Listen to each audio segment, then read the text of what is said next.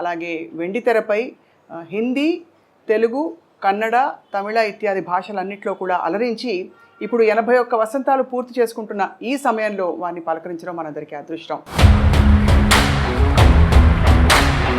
Shri quota Srinivasarao గారిని పరిచయం చేసుకున్నాం. నమస్కారం సార్. నమస్కారం అమ్మా. మీకు పుట్టినరోజు శుభాకాంక్షలు సార్. ధన్యవాదాలు. ఎలా ఉన్నారు సార్? నడుస్తాను బండి. వృద్ధాప్యం అంటారు కదా, 80 దాడుతున్నాయి, 81 ఇప్పుడు. మరి ఏదో కాళ్ళు నొప్పులు, కళ్ళు నొప్పులు ఏదో అంటుండేవారు కదా, అంటాయి కదా, అది తప్పవు. మా నాన్నగారు డాక్టర్ గారు, ఆయన అదే కంకిపాడు. అయితే మా నాన్నగారి దగ్గరికి ఎవరన్నా వస్తే నీకు ఎన్నేళ్ళు రానేవాడు. 50, 60 వస్తుందండి అని ఆయన చెప్పారు అనుకో, నీకు వైద్యం ఏ వైద్యం ఏ వ్యాధికైనా చేయొచ్చు, కానీ నువ్వు రెండుతో జాగ్రత్తగా ఉండరా అనేవాడు.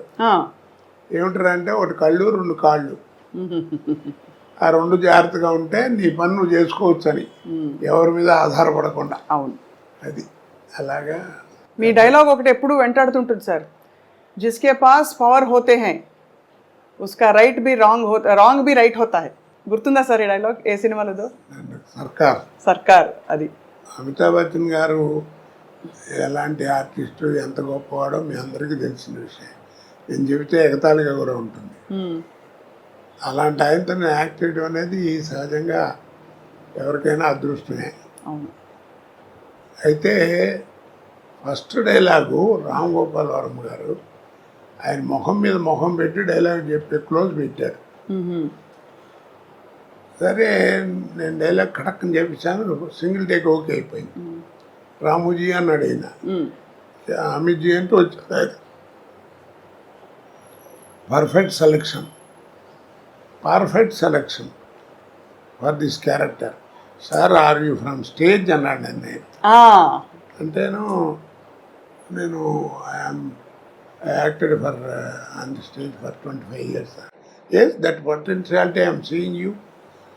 అనగానే వాళ్ళ అబ్బాయి కూడా అక్కడ ఉన్నాడు, ఏదో ఫోన్ మాడుతూ పక్కకి.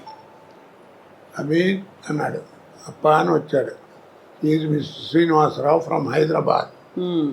It is a great privilege to you to act with him అన్నాడు. అది నాకు అప్పుడే సర్టిఫికెట్లో అనిపించింది. అబ్బో, అవును, ఆయనతో మాట అనిపించుకోవడం మాటలు కాదు కదా. అలాగా ఒక ఇది.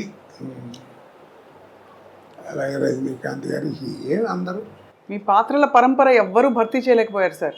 ఇప్పుడు అమితాబ్ బచ్చన్ గారి ప్రస్తావన కూడా ఎందుకు తీసుకొచ్చామంటే, ఈ మధ్య ఆయన కల్కి సినిమాలో చూసాం. అక్కడ కోట శ్రీనివాసరావు గారు ఉంటే బాగుండు అనిపించే విధంగా అంటే మీరు ఒక పాత్రలో ఉంటే బాగుండు అని అయితే అనిపించింది చాలామందికి. ఇప్పుడు ఇంకా యాక్టివ్గా యాక్ట్ చేస్తున్నారా సార్? చేయటం అంటే ఇప్పుడు ఇందా నీళ్ళు ఎక్కువైనాయి, మధ్య బలతం పడిపోయిందమ్మా. టాలెంట్ ఎవరికి అక్కర్లా. ఇప్పుడు హీరో అని అప్పుడంటే ఆ రోజుల్లో టాలెంట్ ఉన్న వాళ్ళే తక్కువగా ఉండేవారు, జాగ్రత్త గట్టిగా పట్టుకుని వాళ్ళే స్థానం పట్టేవారు. ఇప్పుడు ఏమిటంటే హీరో అంటే 40 మంది 50 మంది ఉన్నారు, కమెడియన్స్ ఎంతమంది ఉన్నారో ఎవరికి తెలియదు. అలాగా ఎవరిని చెప్పలేకపోతున్నాం. ఒక పద్ధతి పాడు ఏం కనపట్లా. ఇప్పుడు సినిమా ఎక్కడ లేదు, అంతా సర్కస్. పేతా సాంగ్స్ కూడా డాన్స్ చేస్తున్నారు. ఇక్కడ సర్కస్ చూడలేక భయపడి మన ఫుడ్ కూడా పోద్దని జమిని సర్కస్ కూడా మూసిచ్చారు. అలా తయారైపోయింది. ఆ క్వాలిటీ అవి పోయినాయి, ఆ కథలు పోయినాయి, అవన్నీ పోయినాయి. అప్పట్లో ఏమిటంటే సినిమా ప్రభావం మనుషుల మీద ఎక్కువ ఉండేది. ఇప్పుడు ఏంటంటే మనుషుల ప్రభావం సినిమా మీద వచ్చింది. అంటే ఏ విధంగా సార్? అంటే కొన్ని ఉదాహరణలు ఇవ్వగలుగుతారా? ఈ మధ్య సినిమాలు ఏమన్నా చూసారా మీరు? ఏవో టీవీలో వచ్చేవి. ఇప్పుడు నేను కనీసం నాతో 100-110 సినిమాలు చేయించుంటారే పొలిటికల్ క్యారెక్టర్లో. మరి ఏది కోట శ్రీనివాసరావు బోర్ కొట్టాడని అనలా. అది ఎక్కడి నుంచి వచ్చింది అంత, నాకు ఎక్కడి నుంచి వచ్చింది అబ్జర్వేషన్. ఇప్పుడు టీవీలో మాట్లాడటం, బయట మాట్లాడటం చూస్తున్నాం కదా. ఆ రోజుల్లో అలా ఉండేది కాదు. ఆ రోజుల్లో కైకాల సత్యనారాయణ గారి దాకా వాళ్ళకి ఏంటంటే 5 రకాల సినిమాలే ఉండేవి. సాంఘికం, పౌరాణికం, జానపదం, చారిత్రాత్మకం, కౌబాయ్. 5 సినిమాలు. ఈ 5 సినిమాల్లోనే ఎవరు నటించినా నటన కూడా అలా ఫిక్స్డ్గా ఉండేది. సపోజ్ మహమ్మదీడు వేషం వేశారనుకోండి, మీకు ఇస్తే మాకు ఇస్తాం, మాకు పెడితే మీకు పెడతాం, అట్లా ఉండేది భాష. పొలిటికల్ లీడర్ చెప్పాలంటే సోదరి మనలారా అలా ఉండేది, పౌరాణిక అలాగా. ఇప్పుడు అలా కాదు కదా. అందుకని అప్పుడు యాక్టింగ్ కానీ ఇవి కానీ రిస్ట్రిక్టెడ్గా ఉండేవి. ఇప్పుడు ఆ రూల్స్ రెగ్యులేషన్స్ ఏం లేవు ఇప్పుడు అన్నీ. అందుకని అబ్జర్వేషన్. ఇప్పుడు బయట ఏ క్యారెక్టర్లు ఎక్కడ దొరుకుతాయని చూస్తుంటాం, మేనరిజమ్స్. అవును, అలాగే ఆ తేడా బాగా వచ్చేసింది. తర్వాత ఇప్పుడు ఏంటంటే సినిమా తీసేవాడికే క్వాలిఫికేషన్ లేదు, డబ్బు ప్రాధాన్యం. కానీ చాలా భారీ భారీ సినిమాలు వస్తున్నాయి కదా సార్. సినిమా ఇప్పుడు నువ్వు సినిమా చూడటానికి వెళ్ళావు, 50 రూపాయలు టికెట్, 200 పెట్టుకుని, నీకు కావాల్సింది ఏంటి, ఎంతలో సినిమా తీశారన్నా సినిమా ఎలా ఉందని ఆలోచిస్తావు, అంతే కదా. అంతే. చూసిన తర్వాత బాగుంటే అరే బాగా ఖర్చు కూడా పెట్టారా, మంచి మంచి సీన్స్ ఉన్నాయి అని అప్పుడు చెప్పుకుంటావు.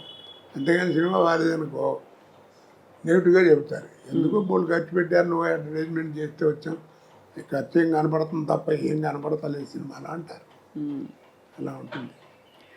మరి మొత్తం మీద సార్ అంత బిజీ నటనా జీవితం నుంచి మీరు రంగస్థలంతో పాటు మీకు రేడియో అనుభవం ఉంది, అన్ని పాత్రలు వేసిన తర్వాత ఇప్పుడు మీకు నటనకి దూరంగా ఉండడం అన్నది కొంత బాధ కలిగిస్తుందా, లేక హాయిగా జీవితం ఇలా బాగుందనిపిస్తుందా? ఇప్పుడు బాధ కదండి, అంటే తోచదు. ఫస్ట్ పాయింట్, రోజు 100-150 మంది మధ్యలో యాక్ట్ చేయడం కదా. ఇప్పుడు ఏంటంటే ఒంటరిగా ఇంటి దగ్గర కూర్చోవడం, నేను మా ఆవిడే లేకపోతే మా కోడలు మా మనవాళ్ళు ఏదైనా కాలేజీ నుంచి వస్తే వాళ్ళతో ఒక 5 నిమిషాలు మాట్లాడటం. పుట్టేప్పుడు అంతా ఇట్లా కూర్చోవడమే కదా. ఇక్కడో ఇంట్లోనో లేకపోతే ఎక్కడో అక్కడ ఫోటోలు చూసుకుంటే అవి చూసుకుంటే అంతే. ఇక బోర్ కాదు, పిచ్చెక్కిపోతుంది. అంటే నాకు అప్పుడప్పుడు అనిపిస్తుంది, నేను జీవితంలో 2 బాగా కోల్పోయాను. నాకు మళ్ళీ బిజీ అయిన వాడు ఎవరైనా అంతే.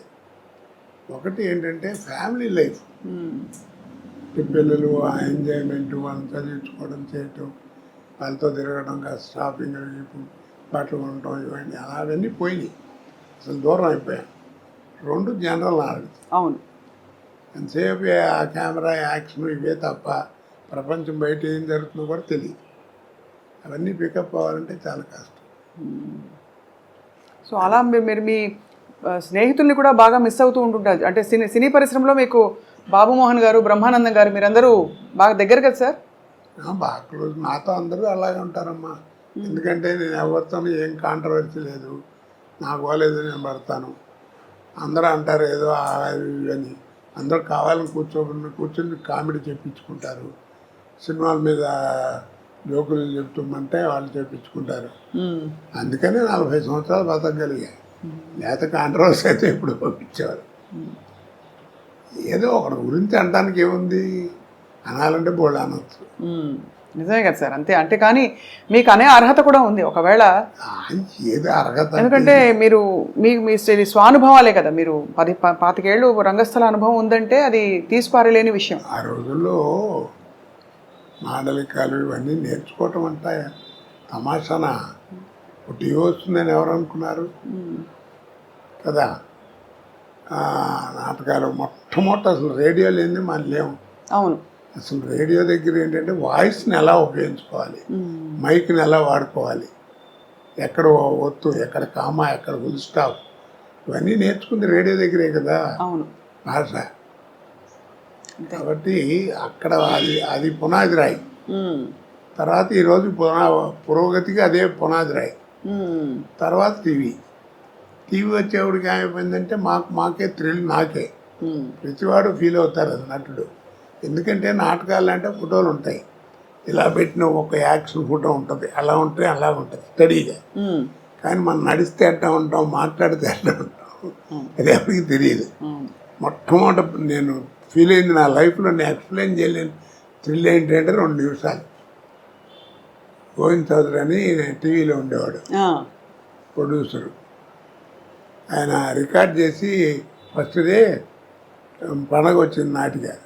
అదే నాటిక ఫస్ట్ రేడియోలో, టీవీలో నా తెలుగు నాటకం ప్రదర్శించబడటం అదే. ఆ రికార్డ్ చేసి రే ఒకసారి చూసుకోండి వస్తుంది ఇప్పుడు అని చూపిస్తున్నాను చూపించాడు. పెద్ద యాంగ్షస్, ఏంటంటే నా బొమ్మ ఎప్పుడు వస్తే ఎప్పుడు వస్తుంది అంటే మనం నడిస్తే ఎట్లా ఉంటాం, మాట్లాడితే ఎట్లా ఉంటాం, ఎలా చూస్తే అట్లా అసలు తెలియదు కదా. అవును. చూసుకుంటే ఆ 2 నిమిషాలు అసలు ఇక ఎవరిని చూసేది కళ్ళము నీళ్ళు వచ్చేసింది నాకు. అదొక అదృష్టం కదా. అవును అవును అవును. ఆ రోజుల్లో అదేది, తర్వాత సినిమా ఇప్పుడు. సో అలా మీరు మరి సినిమా నటన మీకు అలా అమర్నట్టుగా అన్ని క్యారెక్టర్స్ అద్భుతంగా వచ్చి పడ్డాయి. ఒక్కొక్కటి ఒక ఒక రకం, ఒక అన్ని రసాలు, అంటే మధ్య మధ్యలో నవరసాల్లో లేని రసాలు కూడా పండించారు మీరు. అది ఇప్పుడు ఒక మాట చెప్పినా నేను, చెప్పండి సార్. ఆర్ట్ అనేది ఒకటి ఇచ్చేది కాదు, ఒకటి పెట్టేది కాదు. వస్తుందా కొంత అబ్బాయిలు నీకు శరీరంలో శారీరకంగా అంటారే, నీకు ఒరిజినల్గా వస్తూ ఉండాలి. కోట శ్రీనివాసరావు ఇప్పుడు ఇవన్నీ చూశారు, ఒకసారి దివయ్య అన్ని ఫోటోలు.